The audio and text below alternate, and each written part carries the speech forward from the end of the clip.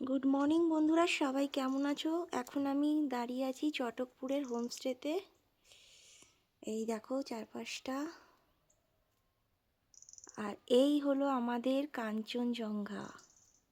কালকে ভালোই রাত্রিরে বৃষ্টি হয়েছে, আর আজকে ওয়েদারটা পুরো ক্লিয়ার।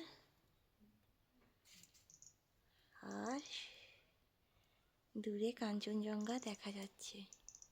এই সুন্দর কাঞ্চনজঙ্ঘাটাকে দেখার জন্যই আমাদের চটকপুরে আসা।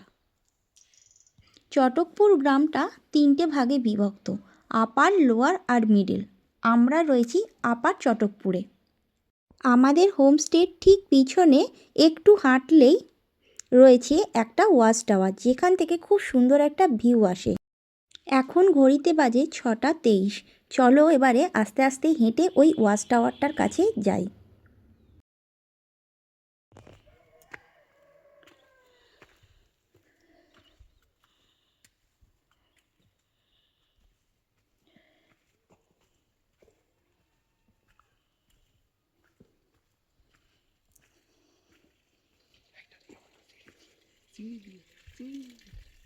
ওয়াচ টাওয়ারের কাছে যাওয়ার রাস্তাটা একটু এবড়ো খেবড়ো হলেও সিঁড়ি সিঁড়িও আছে। আর দুপাশটা দেখো কি সুন্দর ঘেরা, আর কি দারুণ ভিউটা লাগছে।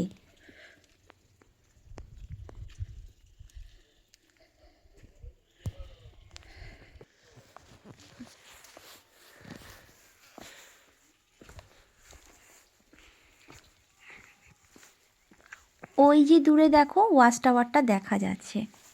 আর এই সাইডটা দেখো, আস্তে আস্তে মেঘটা আসছে। যেতে যেতে তোমাদের চটকপুর গ্রামটার সম্পর্কে একটু বলে দিই। এই চটকপুরের উচ্চতা হলো প্রায় 7,887 ফুট। এখান থেকে দার্জিলিংয়ের দূরত্ব প্রায় ওই 20 কিলোমিটারের মতো, যেতে সময় লাগবে 1 ঘন্টা। আর এই চটকপুর গ্রামটা কিন্তু দার্জিলিংয়ের থেকেও উচ্চতা বেশি, প্রায় 2000 ফুট। এই চটকপুর গ্রামটা কিন্তু পুরোটাই সেঞ্চল ওয়াইল্ড লাইফ স্যাংচুয়ারির মধ্যে পড়ছে। যারা শহর থেকে দূরে 1-2 দিনের জন্য নিরিবিলিতে কাটাতে চাও, অবশ্যই তাদের কিন্তু প্রকৃতিপ্রেমী হতে হবে, কারণ এখানে প্রাকৃতিক দৃশ্য আপনার মন কাড়বেই কাড়বে। তাদের জন্য বলবো এই জায়গাটা পুরোপুরি আদর্শ জায়গা। কথা বলতে বলতে প্রায় পৌঁছেই গেলাম ওই ওয়াচ টাওয়ারটার কাছে। এখান থেকে একবার পিছনের ভিউটা দেখে নাও। ওই যে দূরে দেখা যাচ্ছে কাঞ্চনজঙ্ঘা। মেঘটা এসে অনেকটাই ঢেকে দিয়েছে, তাও মোটামুটি দেখা যাচ্ছে। কি সুন্দর লাগছে দেখো।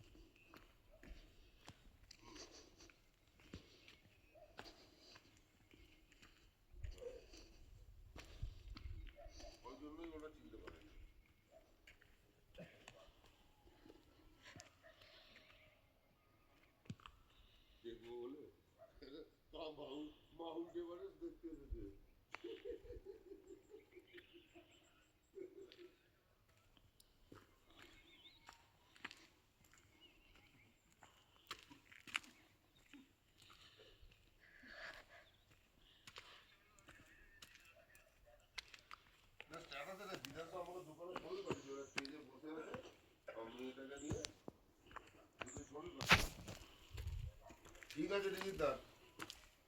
হ্যাঁ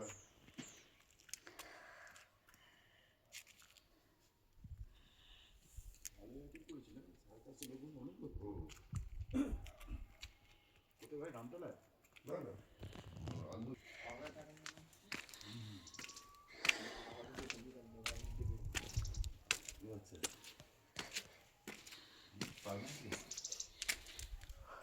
বলো।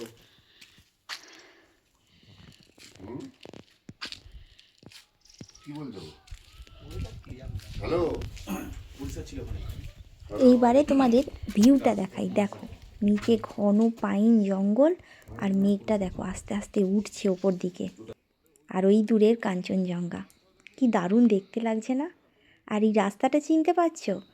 এই রাস্তাটা দিয়ে আমরা হেঁটে ওই ওয়াচ টাওয়ারটায় উঠলাম।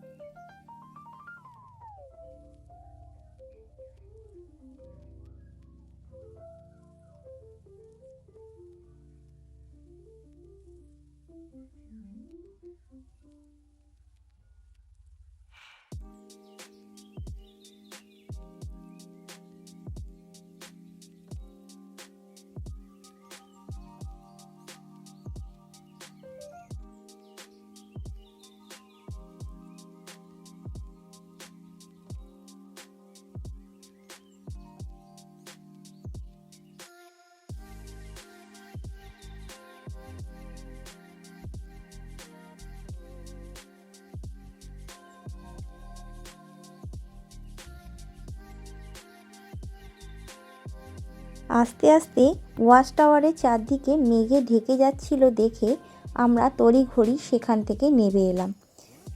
ফেরবার পথে সেখানে দেখতে পেলাম কতগুলো নাম না জানা সুন্দর সুন্দর পাহাড়ি ফুল। তোমরা যদি কেউ নাম জেনে থাকো তাহলে কমেন্টে অবশ্যই জানিও। হোমস্টেতে ফিরে এসে দেখতে পেলাম মেঘটা পুরো কাঞ্চনজঙ্ঘাটাকে ঢেকে দিয়েছে। কিছুই আর দেখা যাচ্ছে না, শুধু দূরের মেঘগুলোকেই দেখতে পাচ্ছি। চটকপুরে হাতে গোনা 20-25টা কি তারও কম হবে পরিবার আছে, আর তাদের প্রত্যেকেরই একটা করে হোমস্টে আছে। এটাই তাদের মূল জীবিকা বলা যেতে পারে। এখানে কেনাকাটা করবার জন্য কোনো রকমারি পসরা সাজানো দোকান দেখতে পাবে না।